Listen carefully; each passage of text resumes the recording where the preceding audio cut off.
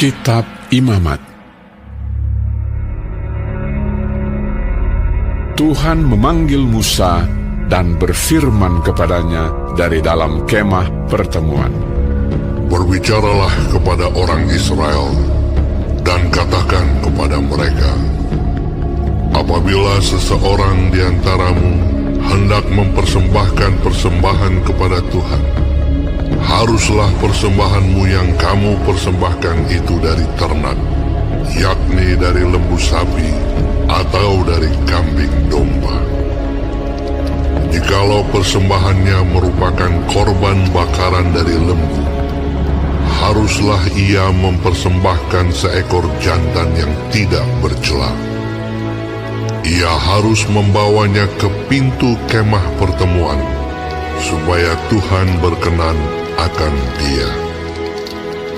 Lalu ia harus meletakkan tangannya ke atas kepala korban bakaran itu, sehingga baginya persembahan itu diperkenan untuk mengadakan pendamaian baginya. Kemudian haruslah ia menyembelih lembu itu di hadapan Tuhan, dan anak-anak Harun, imam-imam itu, harus mempersembahkan darah lembu itu dan menyiramkannya pada sekeliling mezbah yang di depan pintu kemah pertemuan. Kemudian haruslah ia menguliti korban bakaran itu dan memotong-motongnya menurut bagian-bagian tertentu. Anak-anak Imam Harun haruslah menaruh api di atas mezbah dan menyusun kayu di atas api itu. Dan mereka harus mengatur potongan-potongan korban itu dan kepala serta lemaknya di atas kayu yang sedang menyala di atas mezbah. Tetapi isi perutnya dan betisnya haruslah dibasuh dengan air, dan seluruhnya itu harus dibakar oleh imam di atas mezbah sebagai korban bakaran, sebagai korban api-apian yang baunya menyenangkan bagi Tuhan. Jikalau persembahannya untuk korban bakaran adalah dari kambing domba, baik dari domba maupun dari kambing, haruslah ia mempersembahkan seekor jantan yang tidak bercela. Haruslah ia menyembelihnya pada sisi mezbah sebelah utara di hadapan Tuhan. Lalu haruslah anak-anak Harun, imam-imam itu, menyiramkan darahnya pada mezbah sekelilingnya. Kemudian haruslah ia memotong-motongnya menurut bagian-bagian tertentu, dan bersama-sama kepalanya dan lemaknya diaturlah semuanya itu oleh imam di atas kayu yang sedang menyala di atas mezbah. Isi perut dan betisnya haruslah dibasuhnya dengan air, dan seluruhnya itu haruslah dipersembahkan oleh imam dan dibakar di atas mezbah. Itulah korban bakaran, suatu korban api-apian yang baunya menyenangkan bagi Tuhan. Jikalau persembahannya kepada Tuhan merupakan korban bakaran dari burung, haruslah ia mempersembahkan korbannya itu dari burung tekukur atau dari anak burung merpati. Imam harus membawanya ke mezbah, lalu memulas kepalanya dan membakarnya di atas mezbah. Darahnya harus ditekan keluar pada dinding mezbah.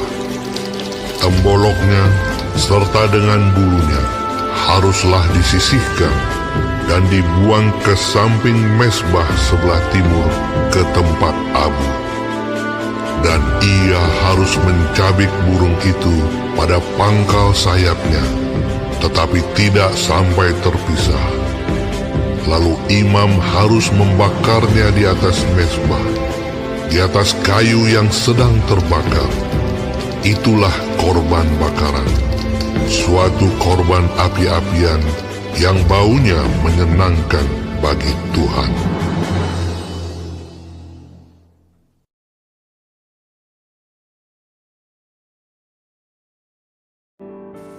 Shalom semua jemaat Tuhan. Kembali kita di dalam pendalaman Alkitab Clear Sight. Sekarang kita sudah memasuki kitab Imamat 1. Tuhan Yesus memberkati. Kitab Imamat ini ditulis oleh Musa dan temanya adalah kekudusan. Di dalam ayat 1-17, korban bakaran. Setelah kemah suci didirikan dan Allah berkenan hadir di tengah-tengah Israel, maka mereka diajarkan bagaimana untuk menghampiri Tuhan dengan membawa persembahan korban. Korban bakaran dipersembahkan untuk menyenangkan Tuhan dan mendamaikan diri dengan Tuhan. Itu sebabnya peraturan persembahan harus diikuti dengan ketat.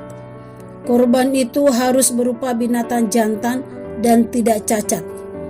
Ada 3 jenis korban menurut kemampuan ekonomi seseorang, yaitu lembu, kambing domba, dan burung tekukur atau anak merpati. Setiap orang, tidak peduli status sosial ekonominya, dapat mempersembahkan korban kepadanya. Semakin sederhana korban, semakin sederhana pula urutan dan detail proses persembahannya. Belas kasih Tuhan menginginkan agar umatnya dapat bersekutu dengannya tanpa halangan kondisi ekonomi.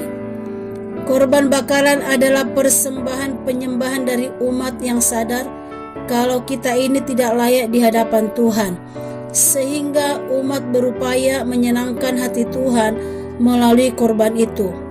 Kristus adalah korban bakaran yang menyenangkan hati Bapa.